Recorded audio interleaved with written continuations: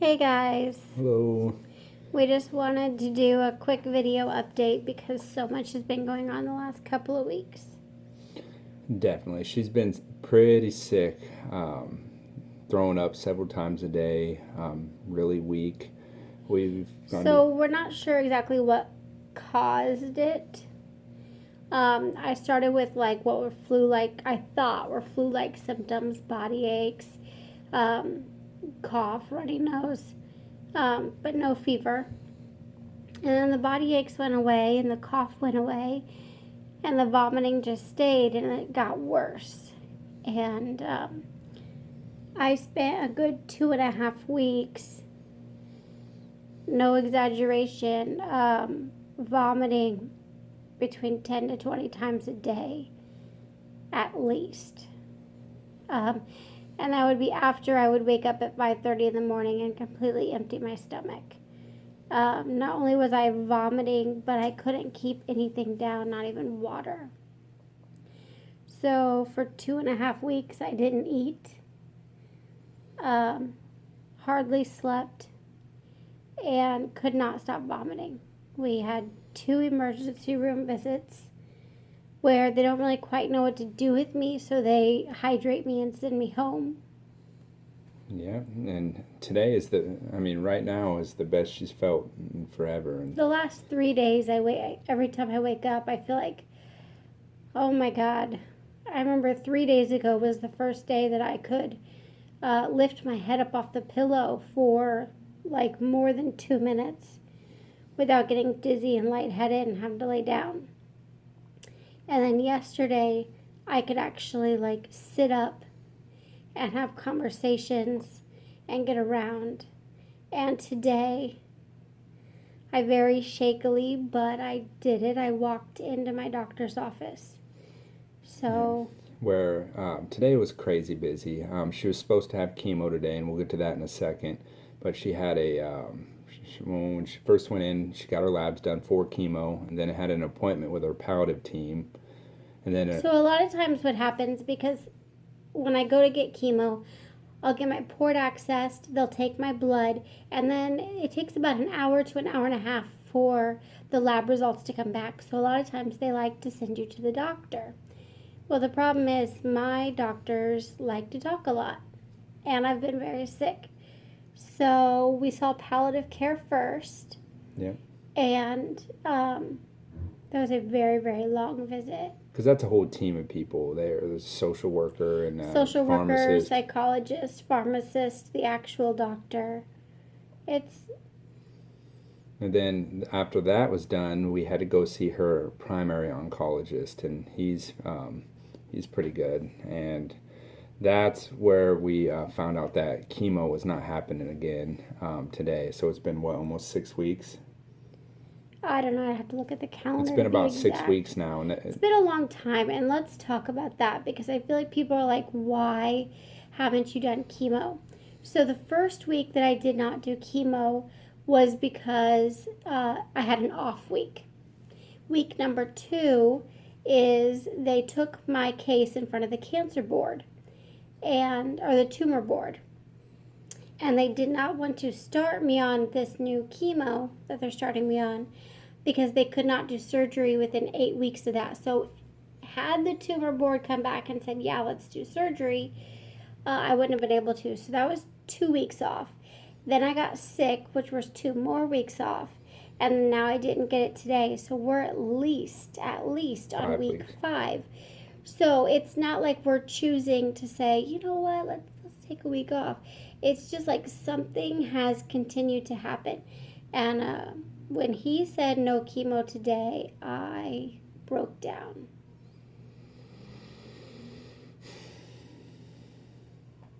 Yeah. It's hard. It is. It's hard because we don't know. The longer she goes without chemo, the more she is at risk of the cancer taking I don't off. want to give it time to grow. I feel like we're doing it a favor and we're giving it this free time to go wreak havoc in my body. And that alone gives me anxiety and fear.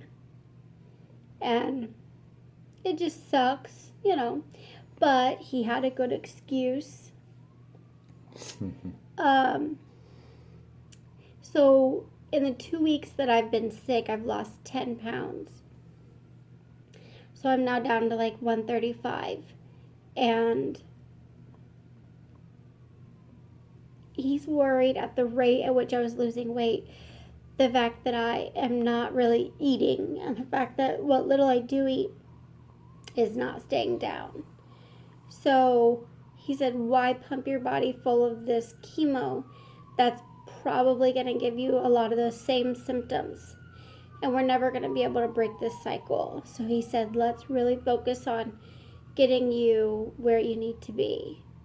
And with that said, either tomorrow or the next day, they're going to do a scope and then most likely put a stent in. And I believe it was in her small intestine. So let's backtrack. I did see a gastrointestinal specialist last week, and I reviewed the scans with him, and there is a narrowing. There's no blockage, but there is an area right after my stomach, shortly after my stomach, that is very narrow, and they think it may be causing the food to have a difficult time leaving the stomach, thus causing it to come back up. Thus causing me to always feel full, not be able to eat large amounts, stuff like that. So at the time of that appointment, we decided, just me and the gastro, we decided, you know what, let's just get chemo started. Let's see if that helps. Let's, yada, yada, yada. But when I saw my oncologist today, he really just didn't feel like that was a good choice. So that's why. And we trust him. He is very world renowned when it comes to this type of cancer. The doctor told me today, my palliative care doctor, he said, my cancer is very, very rare. And he said that he alone sees more people with my exact type of cancer than someone twice his age, a doctor twice his age, will see in their lifetime. Just because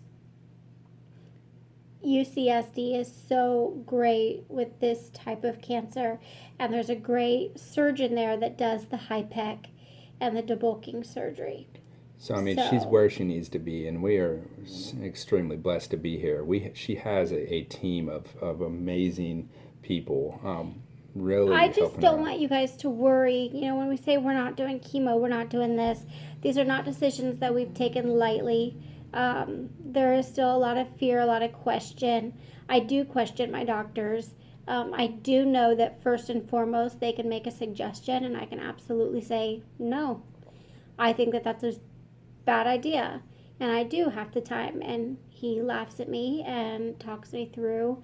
And then I regret saying that, and I think, all right, he does know what he's talking about. So I just don't want people to think that I've stopped advocating for myself, because that could be further from the truth. Definitely. She's doing an awesome job.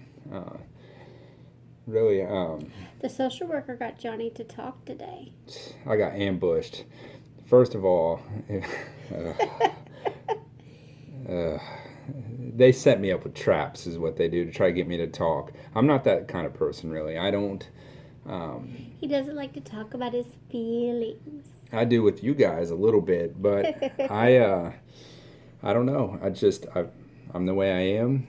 I like to stay as positive as I can and just try to stay strong for all these guys. I got 5 people in this house with me, and that, if I go down, and then what, so and I agree that positivity is just as contagious as negativity. So I get that, why not be positive? But my frustration comes when sometimes you just have to have a real conversation. Sometimes you have to say, Johnny, I'm sorry I can't get out of bed for the 6th day in a row. I'm sorry. I can't help it. It sucks. And I'm sorry that you have missed work, and I'm sorry that you have to take care of the kids. And when you don't respond to me, sometimes he'll just like look at me. And it's like, listen, this whole situation sucks bad. It is not where we thought we would be in life. no, this really freaking sucks, okay? Okay. As positive as we like to be, and inspire people to do great things, and which I really want you to, and I want you to realize that you can do anything you want to do in life. But it really, really sucks, and It's a horrible and it's situation, and my heart breaks because we both have cancer in our family, both of our moms, and we've seen it. But man, to be this age and have kids the ages that they are, to be living such a aggressive cancer, it throws you for a loop. It is hard. It is hard. It is. I was thinking the other day how much easier it would be if I was like 50. So at least I wouldn't have kids at home. Oh, my goodness. Yeah, life's nuts. But like I said, through the good and the bad, we're going to make these videos, bring you along with us. And because it's your guys' encouraging words that really, especially me, helps me kind of keep moving forward. It's hard sometimes. Sometimes I wake up and I'm like, holy cow, here we go, and like, what's going to happen? And her nose is running, and I don't have any Kleenexes nearby. But again, we're gonna keep making these videos and talking to you, and just we thank all of you for everything. And I know I say this all the time, but seriously, for not having any real family out here, it's crazy. The amount of support we get from all of you, the chiefs on the Essex, all the sailors are always calling, and all our friends, and other people who have appendix cancer. A few people recently have reached out to me who have already been like in contact with Johnny, and so it's nice for them to reach out and be so supportive. But this video is getting long, so it is. We're rambling on again, but so the plan is either tomorrow or the next day, meet back with the gastrointestinal, do the scope. If he gets in there, he thinks it's necessary, insert the stent, and give it a couple of days, and then hopefully, God willing, I'm able to eat my food and get my energy back, and then we'll do chemo. So he knows I want to do chemo as soon as possible. So we can get back to kicking this cancer's butt. And we see both palliative care and the oncologist again next week. So like things are happening. Wish us luck. We love you guys. 10-year anniversary coming up. This amazing woman right here. I'm too young to be married for 10 years. High school sweetheart, best friend. Love you. Don't kiss me, my nose is running.